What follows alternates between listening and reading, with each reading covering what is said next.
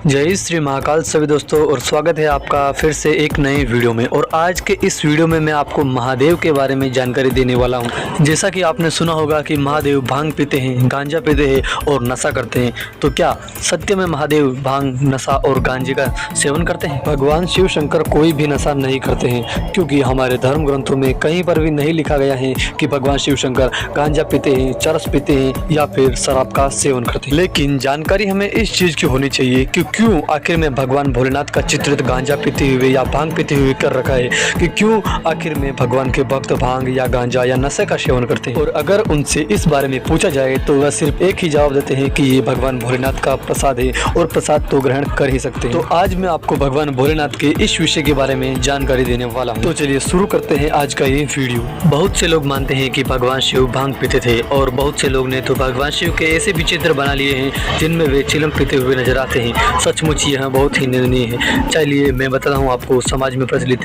धारणाएं।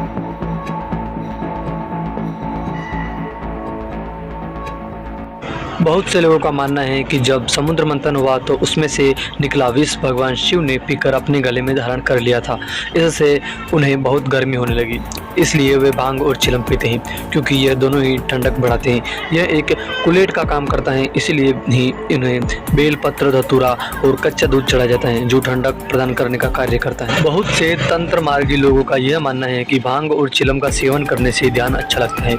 यह मस्तिष्क को शांत रखती है। यही कारण है कि कई अघोरी और नगा साधु चिलम पीते हैं, ताकि वो और भी ध्यान लगा के आनंद प्राप्त कर सके। कहते हैं कि समुद्र मंथन से निकले हलाहल विष के सेवन के बाद उनका शरीर नीला पड़ना शुरू हो गया था। तब भगवान शिव का शरीर तपने लगा, परंतु फिर भी शिव पूर्णतः शांत थे।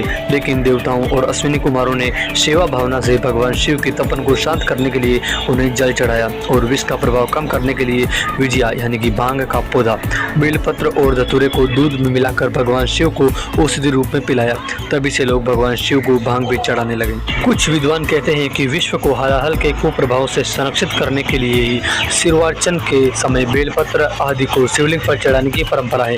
शिवलिंग पर जिन जिन भी द्रव्यों से अभिषेक किया जाता है, उन सभी द्रव्यों से ब्राह्मणीय ऊर्जा से नकारात्मक प्रभाव का शमन होता है। यही रुद्राभिषेक का विज्ञान है। इस प्रकार की अर्चना करने वालों को तत्काल राहत मिलती है।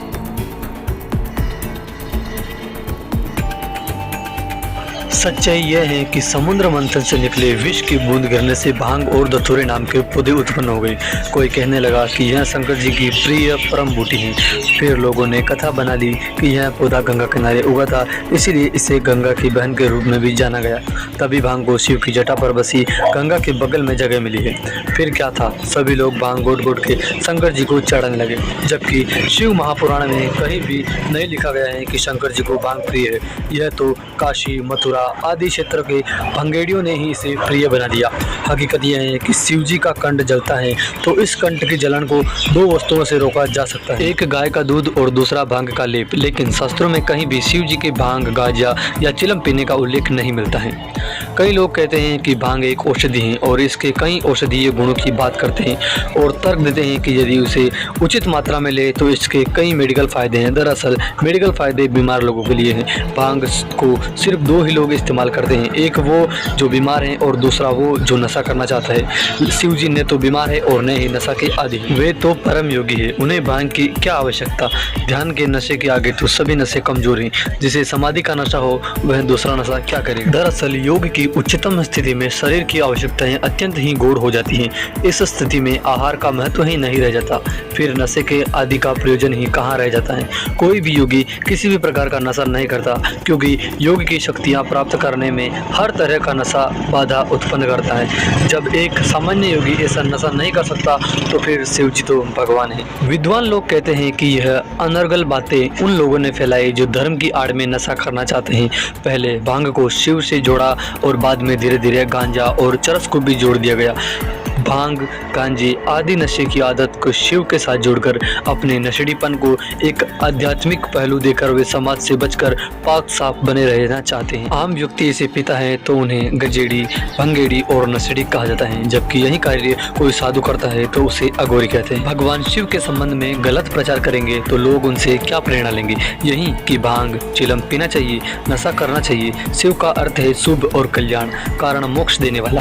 परंतु नशे के सेवन से किस प्रकार का कल्याण हो पाएगा?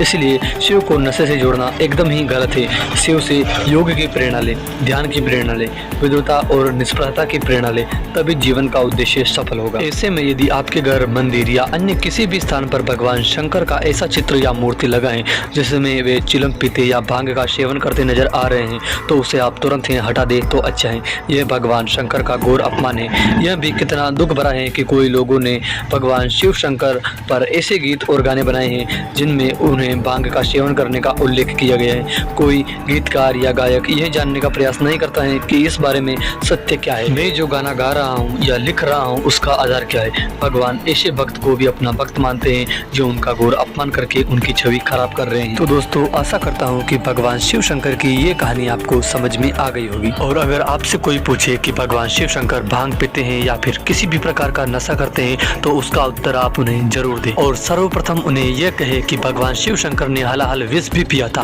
पहले आप विष पीजिए और फिर भांग पीजिए। तो दोस्तों, आज का वीडियो बस यहीं तक। जय श्री महाकाल।